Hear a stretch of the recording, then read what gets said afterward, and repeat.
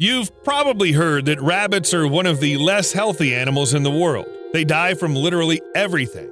Some rabbits have even died of loneliness. But what do you think about this? In the wild, a mother rabbit sometimes buries her babies alive underground. Why does she do this? Will the bunny survive? Let's find out.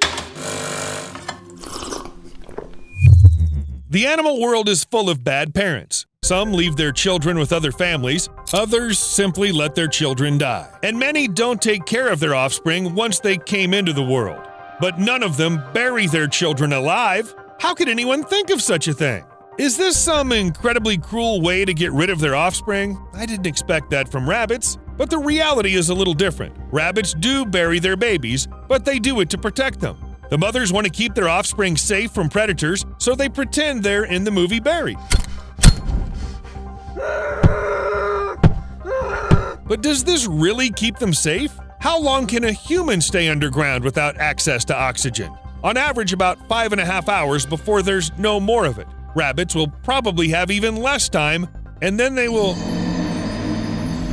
Okay, if all rabbits buried their babies, there would basically be no rabbits left on the planet.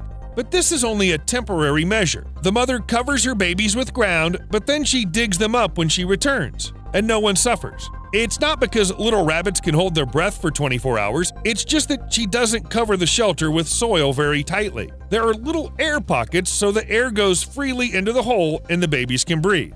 Well, mystery solved. But then I have a question. Does this help at all? So the rabbit just covers her babies with a little bit of soil and suddenly all predators magically stop noticing them?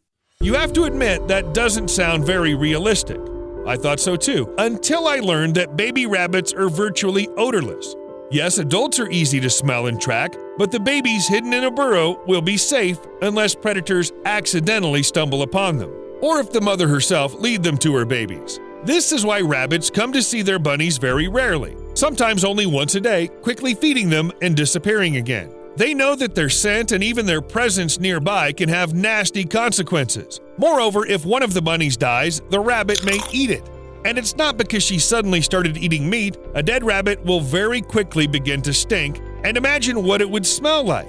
But predators aren't squeamish, so mother rabbits try to do everything possible to attract as little attention to the burrow as possible, and most of the time it works. Foxes or lynxes really pass by and don't even notice that their nutritious lunch is right under their noses. Birds of prey like eagles may not notice anything either because rabbits are really good at camouflaging their holes. Strange. Where are all the rabbits? Well, they couldn't have gone underground, right?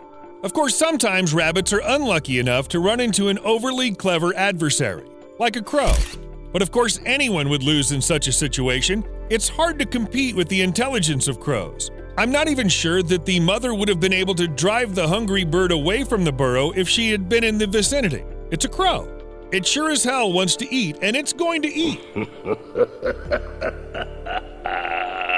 But since even birds can easily get the bunnies out of the burrow, what's the point of burying them at all? Besides, if a wild dog or cat or even a raccoon happens to be nearby, the camouflage won't help. Then why have these hiding places at all? Well, mother rabbits protect their young not only from predators. Like many other babies, rabbits are very weak when they're born. Any change in temperature, no matter if it's up or down, can be fatal to the animal.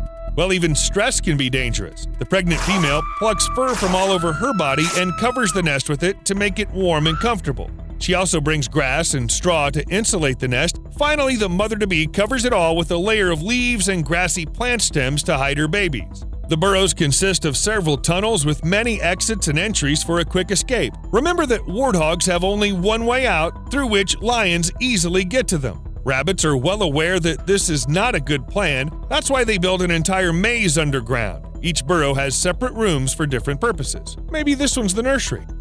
And this must be the living room where they discuss the latest news. To build such a dwelling, you don't need to have a degree in architecture, but you do need to be clever. However, rabbits are pretty smart when it comes to their burrows, even the ones where mothers temporarily keep their babies. Yes, it may seem absurd to hide their offspring right in the middle of someone's backyard, but raptors avoid open spaces. Besides, the smell of humans can scare them off. Well, you don't have to guard your nest if you have biped scents nearby instead.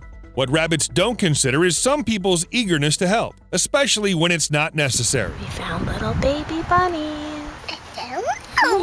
Imagine finding a hole with little rabbits in your lawn. Perhaps move it somewhere. Dig it another one closer to the hedge and move the babies and contents there. Nope, you shouldn't do that. Rabbits know exactly where their nest is. Move it even a couple of inches and the rabbit will immediately abandon her offspring. Most likely, she'll think that if the nest has been disturbed, the babies are dead and it isn't safe to be around. And don't think that if the mother hasn't been around for hours, she has forgotten about the bunnies and won't be back. As I said before, the female understands that she attracts unwanted attention to the nest and tries to be around as little time as possible. And rabbit milk is very nutritious, so one meal a day is enough. Don't panic. The rabbit will come back, dig up the babies, feed them, and bury them back. She knows what she's doing.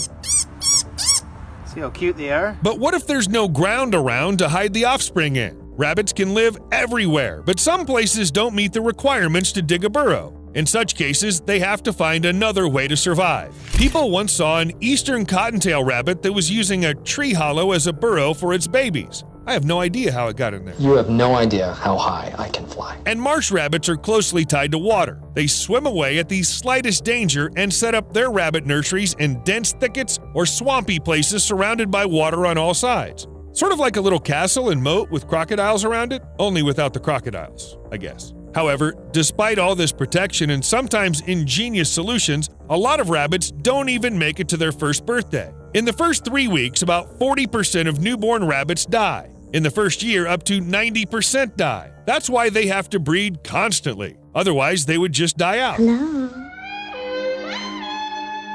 But what if nobody gets in the way? Imagine rabbits living in ideal conditions without predators, cold or heavy rains, and with a lot of food for everyone. Oddly enough, I couldn't find an exact calculation for the entire Earth. What do scientists do anyway, huh? Yes, science! But Wildlife Britain estimates that breeding population of wild rabbits in Great Britain at 40 million. If each female wild rabbit in the country had 7 litters, say 5 babies in each one, there would be 1,917,808 newborn rabbits every day. And rabbits grow up very quickly, which means that literally every day there would be more and more new parents, and there would be more and more babies, and more and more and more. Perhaps we should thank predators and other factors that contain their breeding. Victorian farmer Heck Bradley has experienced firsthand what happens when your territory is overrun by rabbits. He had a land of 250 acres inhabited by 6,000 rabbits that ate everything they could reach, leaving behind nothing but noxious weeds and losses. He had to work very hard to get rid of all the rabbits, even though it may seem cruel. But that's what happens to all animals.